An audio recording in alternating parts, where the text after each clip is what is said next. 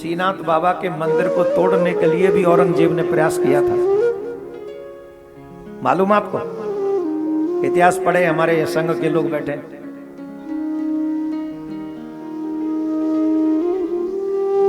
पहले श्रीनाथ बाबा मथुरा में रहते थे, गोवर्धन में रहते थे। औरंगजेब के आक्रमण के कारण गोसाई लोग बैलगाड़ी के माध्यम से मेरे ठाकुर को लेके गए। वो श्रीनाथ बाबा को लेके गए। कहां पर? राजस्थान। गोवर्धन आधा राजस्थान में, आधा उत्तर प्रदेश में। बैलगाड़ी में छुपाकर ठाकुर जी को लेकर गए वो दुष्ट लोगों से बचने के लिए। तब उदयपुर के पास नाथद्वारे में वहां के महाराज ने उन्हें वो गांव में हवेली प्रदान करी, जहां आज श्रीनाथ बाबा की हवेली है, श्रीनाथ द्वारा है। और एक और बात, उस दुष्ट ने वहां भी उस हवेली को तोड़ने के लिए आक्रमण किया था, पहुंच गया था वहां।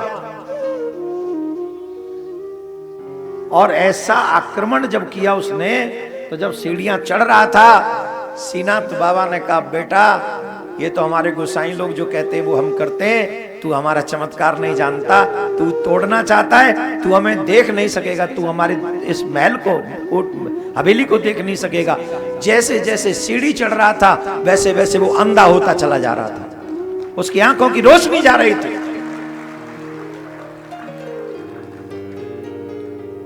तो जब उसे कुछ नहीं दिखाई पड़ा तो लौटा पीछे, डर गया, भागा, क्षमा मांगी,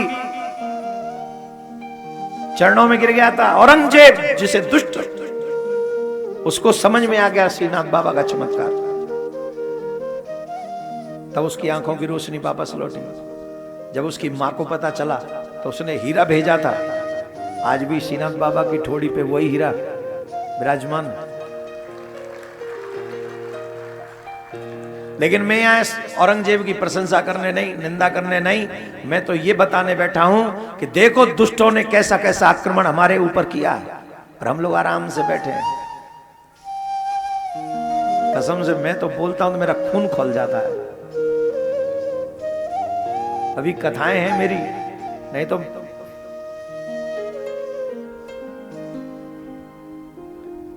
और सुनो, ये विचार, ये वचन, ये भावना, दुनिया मुझे हिंदूवादी समझे, यस बहुत बड़ा हिंदुत्व का चेहरा समझे, इसलिए कदाप नहीं बोलता हूं। मैं तब से ये विचार पाले बैठा हूं जब से भगवान ने मुझे व्यासपीठ दी है। और तब न मोदी सरकार थी, न योगी सरकार थी, कोई सरकार नहीं थी तब।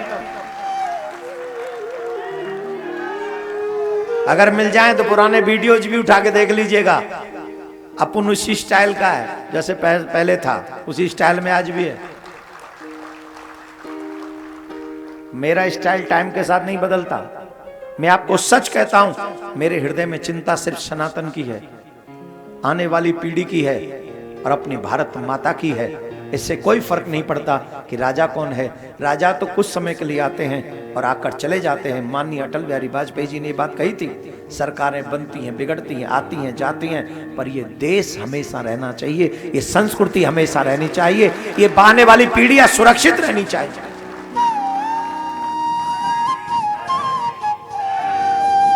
ये पीढ़ियां सुरक्षित रहनी चाहिए और इसके लिए जरूरी है अपनी संस्कृति के लिए खड़ा होना, लड़ना।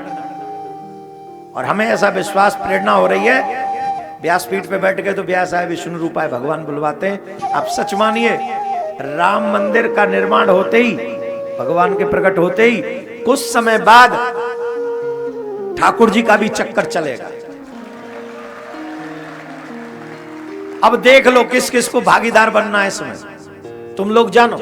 अगर अपनी किस्मत जगानी है तो कन्हैया का चक्कर चलने से पहले अपने मन को कन्हैया की तरफ घुमा दो और अपने मन के चक्कर को कन्हैया में लगा दो और कह दो, सरकार जब तक मथुरा की जन्मभूमि नहीं बन जाएगी तब तक हमारे दिल में भी आग लगा के रखेंगे, चाहे कुछ भी हो जाए।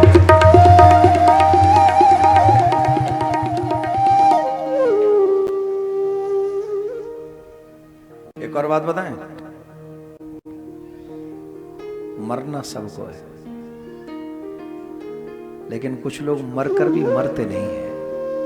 इतिहास उन्हें याद रखता है। हमारे मध्य में न तो दुर्योधन है और ना ही अर्जुन, दोनों नहीं है, हैं दोनों नहीं है ना।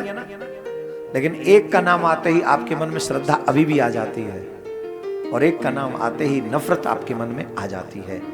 यही आपकी जिंदगी है, यही आपकी पहचान है। लोग आपके जानने के बाद आपसे नफरत करें तो समझो आपने जीवन भर दुर्योधन जैसा काम किया।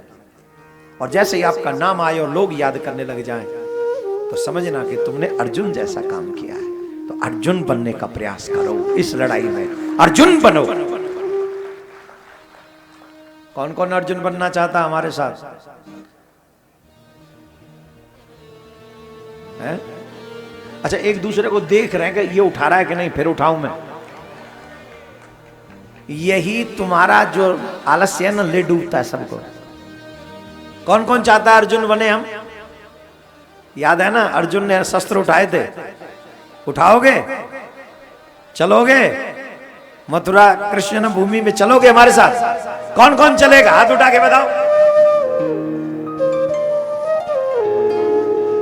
राधे राधे बोलना पड़ेगा।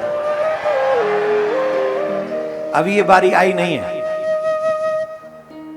और जब बारी आएगी तो ठाकुर जी व्यवस्था करेंगे।